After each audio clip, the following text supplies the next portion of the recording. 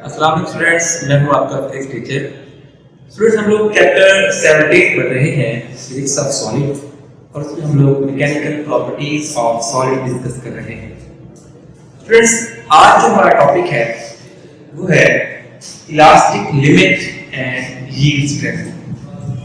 Students, हमें जब भी कोई सॉलिड या कोई मेटल अपने किसी भी पर्पस में यूज करनी होती है, कोई ब्रिज बनाना है, कोई मशीन बनानी है या किसी भी मकसद के लिए इस्तेमाल करनी है, तो बेटा इस्तेमाल करने से पहले हमें उसके कुछ टेस्ट करने पड़ते हैं कि कितनी स्ट्रेस उस पे अगर लगे तो कितनी स्ट्रेन प्रोड्यूस होगी।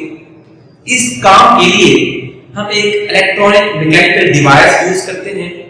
उस डिवाइस की मदद से हम उस मटेरियल पर स्ट्रेस की मुख्तलिफ वैल्यूज अप्लाई करते हैं, प्रेशर अप्लाई करते हैं। उसके बाद चेक करते हैं कि उस स्ट्रेस की वैल्यूज के लिए स्ट्रेन क्या क्या प्रोड्यूस हो रही है। फिर हमारे पास स्ट्रेस और स्ट्रेन का एक डाटा आ जाता है।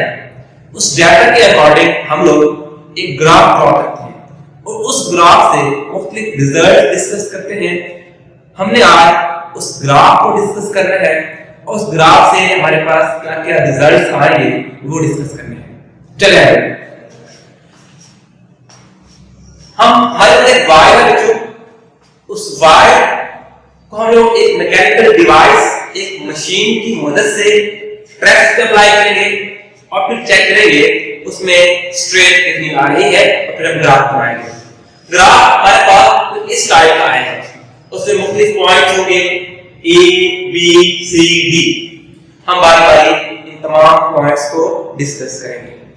अगर हम पहले बात करें पॉइंट O से A, जब हमने मशीन से स्ट्रेस अप्लाई की तो इनिशियली वायर है उसमें जो एक्सटेंशन प्रोड्यूस हुई विद एन इलास्टिक लिमिट है और वो हुक्स लॉ के अकॉर्डिंग है।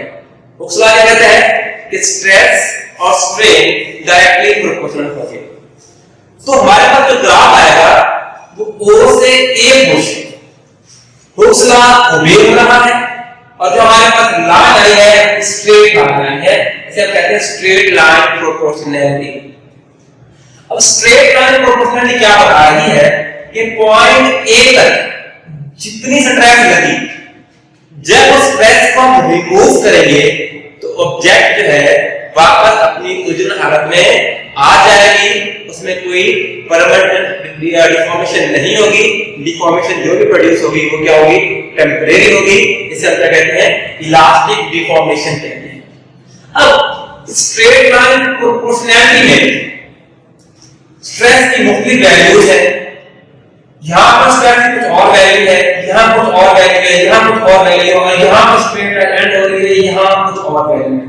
इस पूरी स्ट्रेट लाइन पर स्ट्रेस की जो मैक्सिमम वैल्यू है उसको हम सिग्मा p से रिप्रेजेंट करते हैं और उसको बेटा कहते हैं प्रोपोर्शनल लिमिट। तो क्या कह सकते हैं बेटा कि maximum value of stress without losing straight line proportionality is called proportional limit और इसको हम रिप्रेजेंट करेंगे सिग्मा p। तो हुक्स लॉ ओबे करते हुए स्ट्रेट लाइन बनी। इस स्ट्रेट लाइन के दरमियान जो मैक्सिमम स्ट्रेस की वैल्यू होगी उसका नाम क्या होगा? हमारे पास प्रोपोर्शनल लिमिट होगी। हमने स्ट्रेस को और बढ़ाया तो हमारे पास जो ग्राफ बना वो A से B तक था। अब A से B तक भी जो हमारे पास डिफॉर्मेशन आई है वो टेम्परेरी ही है कि अब भी जो डिफॉर्मेशन हो रही है विद एक इलास्टिक लिमिट हो रही है। अच्छा, मतलब ये है कि अगर हम डिफॉर्मेशन फोर्स, डिफॉर्मिंग फोर्स को हटाएं, ऑब्जेक्ट वापस अपनी असली हालत में आ जाएगा। अब फर्क क्या है? O टू A ग्राफ और A से B ग्राफ, इसमें फर्क है बेटा। O टू A भी इलास्टिक लिमिट में है, A टू B भी इलास्टिक लिमिट में है, लेकिन O टू A जो है हुक्स लॉ ओबे करते हुए है, स्ट्रेट लाइन प्रोपोर्शनैलिटी में है, लेकिन A टू B भी इलास्टिक लिमिट में है, हुक्स लॉ ओबे नहीं हो रहा, वहां स्ट्रेट लाइन प्रोपोर्शनैलिटी नहीं आ रही। मतलब ये बेटा कि O से B तक जो ग्राफ है वो इलास्टिक लिमिट के अंदर है, कि अगर जब भी स्ट्रेस को रिमूव किया जाएगा बॉडी अपनी असली हालत में आ जाएगी। लेकिन O to B ये दो हिस्सों में डिवाइड है, एक O से A फिर A से B। O से A भी इलास्टिक लिमिट, लेकिन स्ट्रेट लाइन प्रोपोर्शनैलिटी के साथ A to B भी इलास्टिक लिमिट, लेकिन विदाउट स्ट्रेट लाइन प्रोपोर्शनैलिटी। तो आपको O से B तक ग्राफ जो है वो समझ आ चुका होगा। अच्छा जी, हम बात करें इलास्टिक लिमिट की। इलास्टिक लिमिट क्या होती है? Greatest stress that a material can endure without any permanent change in directions। कि उस चीज की शेप, लेंथ या वॉल्यूम में परमानेंट चेंज नहीं होगा, उस परमानेंट चेंज के ना होते हुए जो मैक्सिमम स्ट्रेस को बर्दाश्त कर सकती है उसका नाम क्या होगा? हमारे पास इलास्टिक लिमिट का नाम होगा। अब O to B, अब हम चेक करें इस वायर ने, इस मटेरियल ने कितनी मैक्सिमम स्ट्रेस बर्दाश्त की है। अब O से लेकर अगर आप B तक चेक करें तो B पॉइंट पर ही इसने क्या किया है?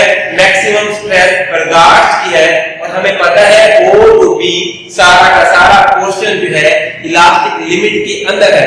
तो इलास्टिक लिमिट के अंदर मैक्सिमम स्ट्रेस जिस पॉइंट पर बर्दाश्त की गई है उसे हम कहेंगे यील्ड स्ट्रेस कहेंगे। तो maximum value of applied stress with in elastic limit is called yield stress. तो इलास्टिक लिमिट के अंदर स्ट्रेस की जो मैक्सिमम वैल्यू है उसे हम क्या नाम देंगे?